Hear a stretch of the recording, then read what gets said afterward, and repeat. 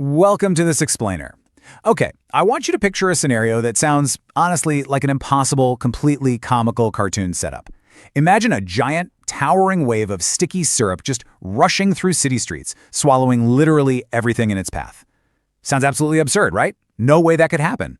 But the truth is, this isn't a cartoon. It's actually the story of one of the most bizarre, terrifying, and frankly, tragic disasters in American history. Today, we're unpacking exactly what happened during the Great Molasses Flood, why it happened, and the incredible impact it left behind. So you might be wondering, how exactly did a 25-foot wave of dark syrup manage to destroy an entire city? To get our heads around this, I want you to imagine an incredibly ordinary winter morning in Boston. The streets are buzzing, you've got workers heading to the local factories, kids walking to school, families just going about their typical everyday routines. There is absolutely zero reason to panic. But, as you'll see, we're going to watch how this perfectly normal day pivots from something seemingly absurd into a very serious, deadly catastrophe that literally nobody saw coming. Section 1. The Ignored Warning Signs. A disaster waiting to happen. Okay, let's dive into this. To really grasp the scale of this whole thing, we need to transport ourselves directly into Boston's busy North End. The date is January 15th, 1919. Daily life is just humming along beautifully, but right there, directly beneath a looming, neglected, and highly dangerous threat. 2.3 million. That is 2.3 million gallons of thick, dark molasses. I mean, just try to wrap your head around that sheer, incomprehensible scale. That is enough to fill multiple swimming pools. This was an industrial syrup, mostly used to make alcohol and a few other products. And this massive, incredibly heavy volume of liquid was stored right smack in the middle of a densely populated residential neighborhood.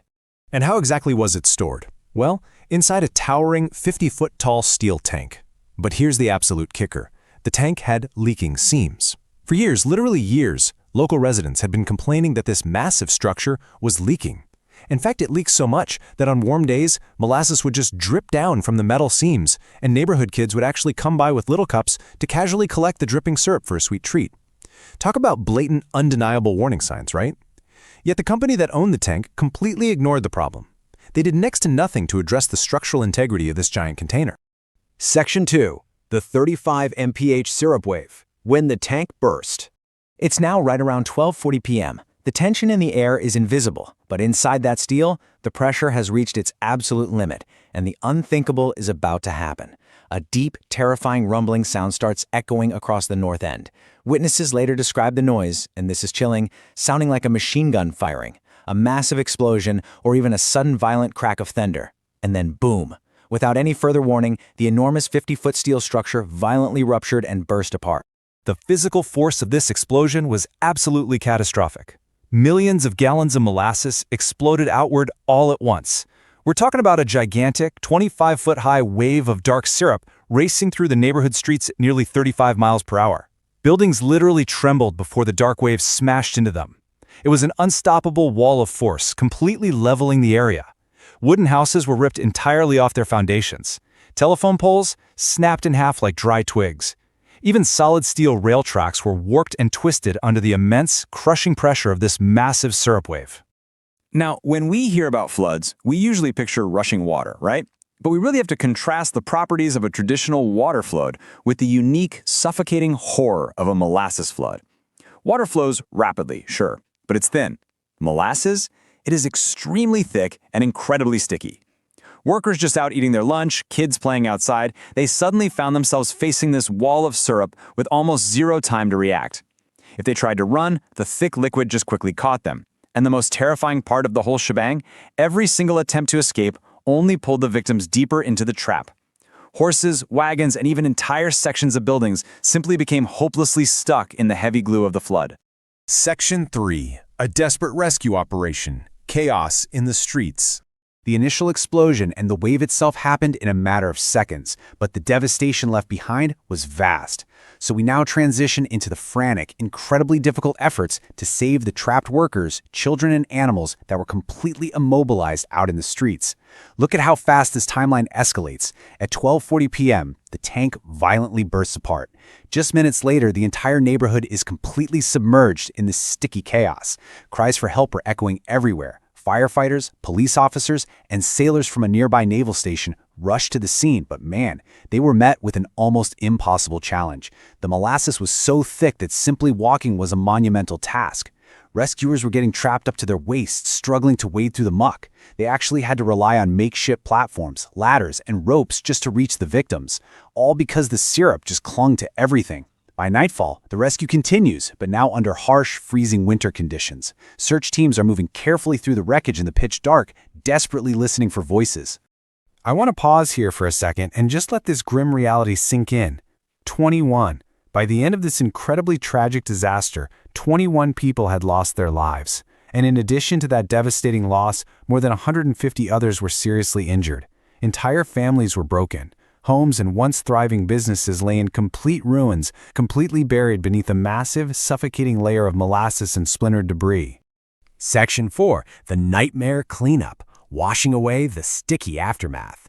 So once the immediate rescue operations finally concluded, the city of Boston was left staring down a bizarre months-long challenge. I mean, how on earth do you clean up an entire destroyed neighborhood that's thickly coated in industrial syrup? The process was sheer frustration. Step 1 involved workers pumping salt water from fire hoses to try and somehow cut through the thick syrup. Step 2 was attempting to forcefully wash away that thick coating from the buildings and the streets. And Step 3, dealing with the unintended consequences, residents tracking molasses literally everywhere. The salt water barely helped at all. Actually, scratch that, it might have made it worse, because everything the molasses touched became impossibly sticky. As residents moved around the city, they tracked the mess into homes, offices, trains, and public buildings. The cleanup was a total nightmare. There's even an eerie local legend claiming that for years after the disaster, on hot summer days, you could still smell the distinct, sweet scent of molasses lingering in certain parts of Boston. Section 5. A legacy of safety, from tragedy to regulation. So the crucial point is we need to anchor this wild story in its serious, lasting historical impact. Because you see, this event isn't just a strange piece of trivia. It fundamentally altered history. An intense investigation soon followed the disaster, and it led to a massive landmark court case.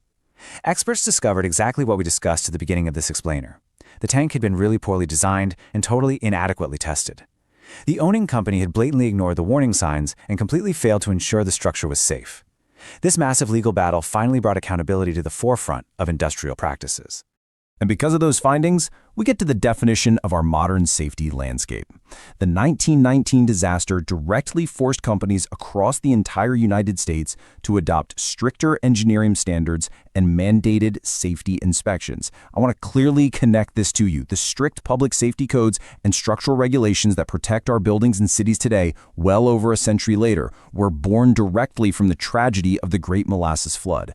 It is a profound legacy of safety born from unimaginable negligence. I want to leave you with this provocative thought.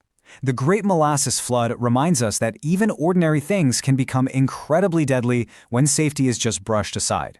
So look around. What seemingly harmless warning signs are we ignoring in our own cities today?